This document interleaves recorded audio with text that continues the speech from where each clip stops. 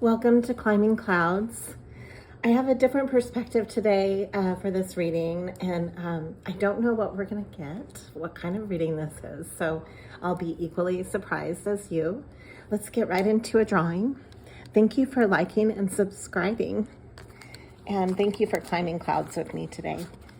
Let's see what is in store for the Creative Collective. I do have some mushroom oracle cards that I will be using today. This is a vintage deck that I completely forgot that I even owned. I just love the pictures on it, so we'll get right into it right now. Thank you for all the likes and subscribes. What's going on right now for the Creative Collective? Okay, well, right away, this jumped out. 3 of Cups. Okay. Are you being put into a third party? This card makes me suspicious right away. It also can be, now, it could be just the beginning of a celebration. So I did get suspicious though right away. I have to say, my feelings came up with that. But we'll see. We'll see what happens, okay? I'm open-minded. I'm an open-minded tarot reader. And now here's the High Priestess. Speaking of open mind, this is your third eye. This is almost a creepy picture of a High Priestess, I would say. And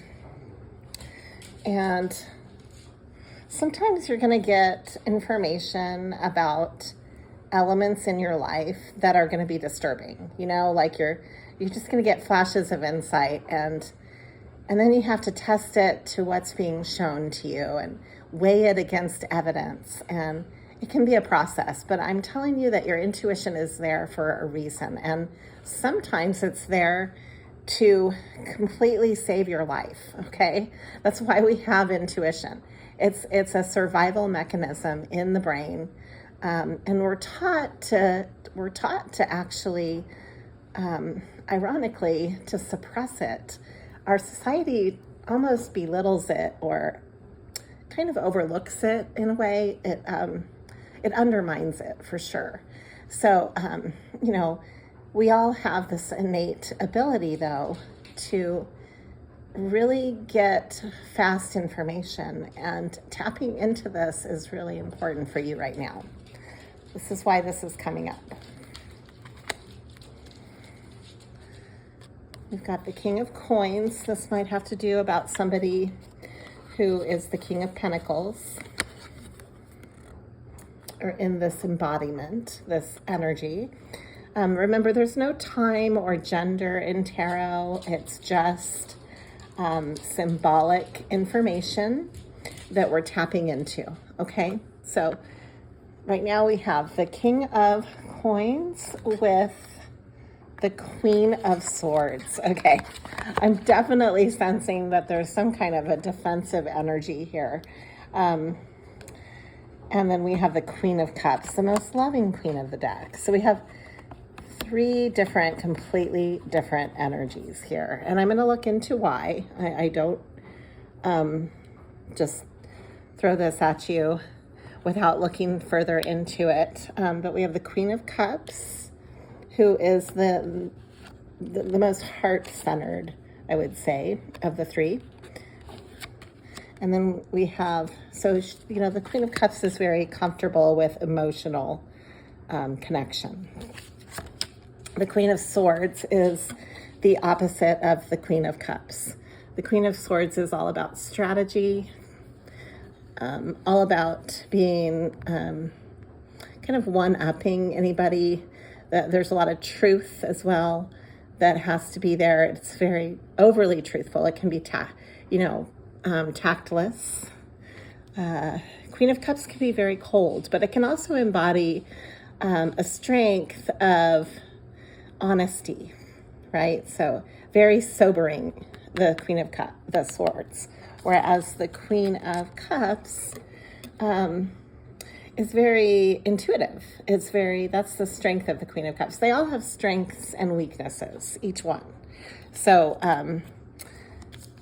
these are just the energies that are coming out. And then we have here, and then the difference between these two and the King of Coins is the King of Coins energy, as you know, is very stable and kind of moves methodically, kind of slow. I had my first impression when I pulled this card, though. It was not a positive impression. It was of gluttony. I got this gluttonous feeling. So I want to look into that as well. I don't know why that came up. I don't ever usually feel that way about the King of Coins or the King of Pentacles. And then we have the Star. This is such a beautiful energy. This card is kind of funny. She looks like a pole dancer, the way they designed this card. But it's still, nevertheless, one of my favorite cards. It's just so pristine. The energy of the Star is all about healing in a transcendental way. So that anything attached to this healing also ultimately heals as well. And then we have the Eight of Coins. This is the building of a project, the building of resources, the building of a new job, the building of a new business, the building of new ideas. It's an innovation card, and it's innovatively building upwards and ascending through this building process. We have the Hermit. I kind of sense like a feeling of abandonment here, like abandonment wounds. We'll look into this. This is coming up intuitively with these. So I'll look into both of the negative impressions I'm getting, the gluttony, the defensiveness, and the abandonment wounds. Let's look into that right now. I don't want to just put a negative spin on this. I'm just having impressions, that's all, as a reader. So it's time to look into this further.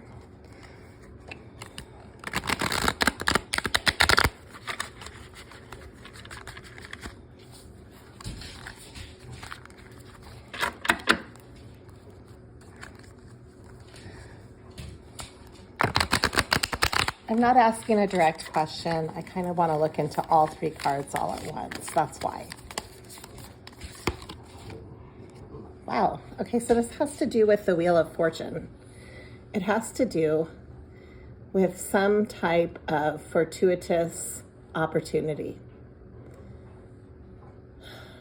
It could be why the gluttony is coming out. And the third, the feeling of a third. So, okay, we can take this, this could be a negative reading, it could be a positive reading. You can look at it both ways. The Three of Cups can be a celebration. The King of Pentacles can also be just a high vibing, wonderful, stable energy within this opportunity here. So, I don't know why the Queen of Swords is coming up, though, right between the Queen of Cups and the King of Coins. So I want to look into that.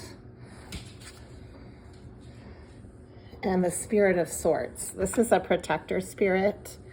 Again, the swords are coming up for me.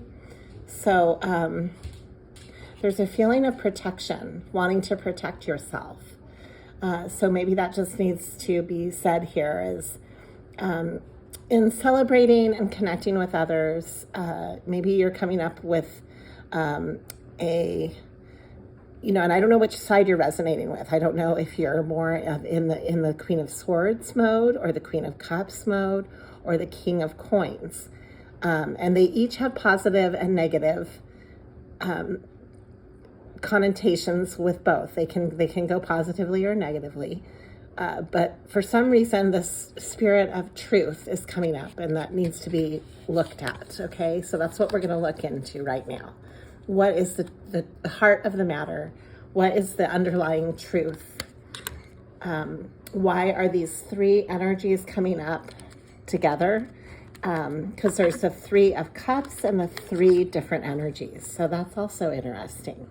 We've got Queen of Swords, Queen of Cups, and King of Pentacles.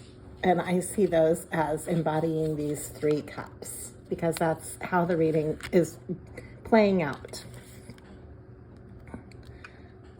Let's look into, ouch. Let me look into this other deck here.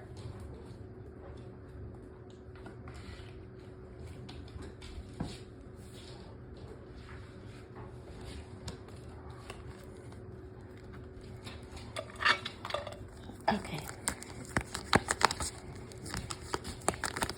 I'm going to draw one more from this deck, or maybe even a couple of more. Yeah, so here are, this is speaking to me. The 8 of Wands, this is communication. So some kind of communication about, again, the 3s are coming out. And this is about building this opportunity, okay? This 3 of Pentacles. Okay. Now we're getting some answers to this. Then we have the World card. I love this version of the World card. It's called the Universe in this deck. So this is a bee looking into a sunflower, and it's a whole new chapter ahead. So there's like, when the world is here, it's like a karmic destiny, like a destiny type opportunity or opening of a new door. It's a brand new opportunity. This is what we're looking into here.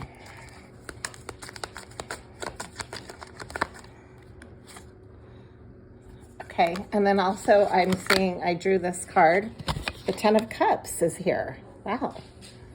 Okay, so this is ultimate emotional happiness. Yes, this is definitely karmic. This situation is karmic. Okay, so be aware of that. There's a karmic situation. I'm not sure how that plays out yet. There's a disappointment with this karmic that has to do with the pentacle side of this situation. Some kind of disappointment in feeling left out. They're feeling left out. The karmic is feeling left out. That's what it's telling me. Whoever the karmic is. This is saying that this is a second option. I'm not sure what that means. This is just what's coming out in the cards. And that it is for the higher good. Okay. And then this is telling you, whatever side you're standing, whichever of the 3 that you're connecting with, you need to stand your ground. That's important, okay? Whatever your truth is, because the truth is what's been at the heart of this reading and looking into the truth. And I see the Black Panther as a protector spirit. So what do you need to protect? What is your inner truth? What is true to you? And that's what you need to be true to. This is part of this process, is learning to forgive.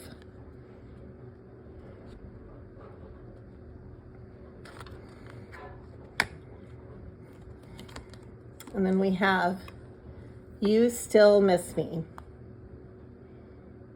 And it looks like a really cool evil eye between the sun and the moon, which is kind of cool that we just had an eclipse too. And it's the sun and the moon eclipsing in this card. Okay.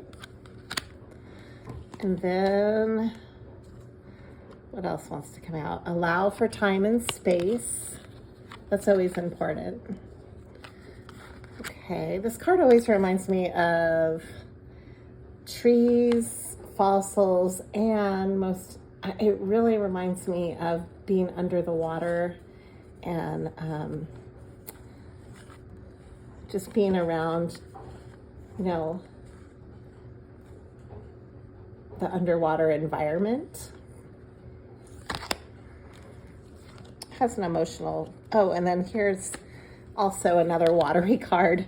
That's funny. And we have the Queen of Cups coming through. This is overstepped boundaries. And it's a jellyfish with a lot of tentacles, a lot of electricity, overstepped boundaries. Something was overstepped in these connections, in these three. I've got this is coming through really strongly. The sun, trust the universe, trust God, trust the process, time for trust. And I'm going to draw one, I don't know, maybe one more. We'll see what comes out. Okay, this is coming out because it was face up. Lessons are being taught through whatever all of this is. Lessons are being taught. I feel like I need to probably look at another deck because I'm not getting answers though. And it says here someone has unmet needs. And there's a feather. So with a feather, I definitely see that as like a softening, as a message, because birds often bring messages, and of the air. So this is a mental, something mentally is unmet here. It's not being satisfied on the mental level, whatever that means. And then the Lovers is coming through. Okay, so, and here's birds again, birds. So we have these two eagles are making a heart. Do you see between their beaks how it makes a heart? And then the Lovers is always a choice in love.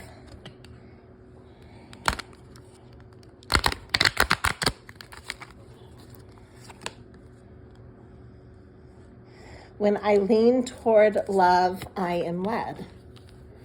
Okay, so this message is directly coming out with this, with the Lovers. And this one says love too. That's crazy. I choose love no matter what. Okay, so wherever you were in those three dichotomies, if you're standing in your Queen of Cups, choose love. If you are right now standing in the Queen of Swords energy, stand your ground and choose love. If you're standing as the King of Pentacles energy, stand your ground and choose love. And whatever that means to you in those energies, like the Queen of Cups is about love. I mean, the Queen of Cups is the embodiment of love. The Queen of Swords is defending the truth of love to themselves, to what that means to them. The Queen of Swords would be defending the truth of love. Like, what is the truth? Wanting to know the truth and being true to that. Being true to the truth. And then we have the King of Pentacles energy, which would be standing firmly on the ground, very, very connected with the earth and stability, and choosing to love would be, in the King of Pentacles energy, would be to be providing, like as a resource. That's the King of Pentacles in the most loving energy. So whatever each of these are in the most loving energy, I believe this reading is trying to point to that. And it says here, hope is the conduit for miracles. To have hope. Almost like the perseverance of hope. And this healing occurs when I give myself permission to feel whatever feelings live below the triggers. So it's really almost like I just had this immediate image of a lake or a river under ice. When there's ice and you break through and then there's a water current below it, that's the emotions that need to be tapped into that are being triggered. And if you ignore those, it's not going to help. The water's still flowing. It's still there. So it'll make it worse. Oneness is my true nature. Becoming one with your emotional body. And energy flows where intention goes. And so that's why it doesn't help if you're not tapping in, if you are ignoring. Then your energy is is also being ignored. So when things are ignored on a natural level in the body, for instance, like we ignore pain, let's say you're having a pain signal, it actually makes the injury worse. Whatever the pain is signaled from to tell you this message of pain, it's there for a reason, so that you can fix what's broken. But if you ignore the pain, then what's broken becomes irreparable.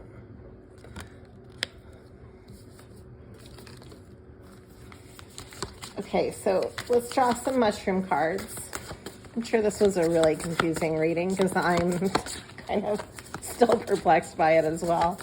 I mean, it makes sense, but there's a lot to delve into with this reading. So just nourish yourself. This is the shiitake mushroom. It's coming through. Time to nourish yourself, to be good to yourself. That's also a very earthy energy. Wow, death.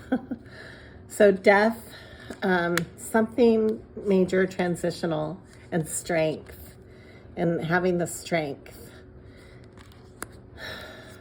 This is kind of heavy. And then we have the innocence of cups. So I really see like an emotional rebirth through this reading that it's bringing up. There's an emotional rebirth happening, but you have to be willing to be honest with connecting with that emotional body for that to be reborn. It's not going to flow if it's ignored. So maybe that's kind of the message of this reading. And then we have growth and destruction cycle. Exactly. This is exactly what this is. This is shaggy ink cap mushroom, which says here growth and destruction cycle.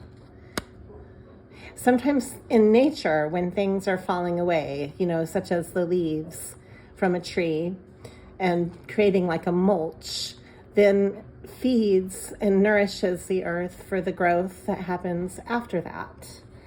It's kind of how I see this. That's so weird. So we have endings. This just came up. I'm drawing from this deck right now. It's just in real time. Let me show you. So here's the mushroom deck. Death cap. This is all about endings.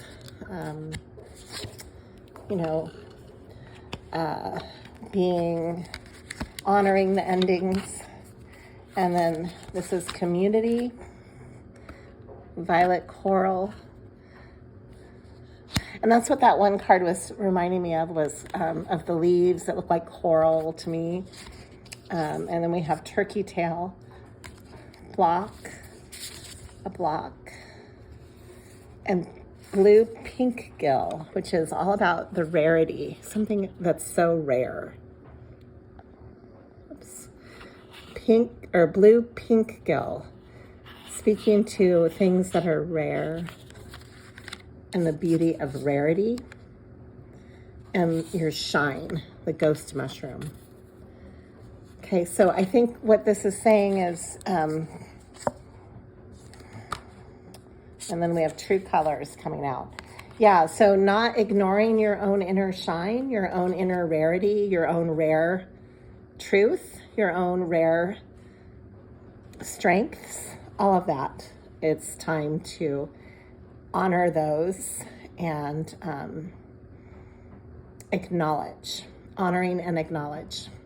Thank you for climbing clouds.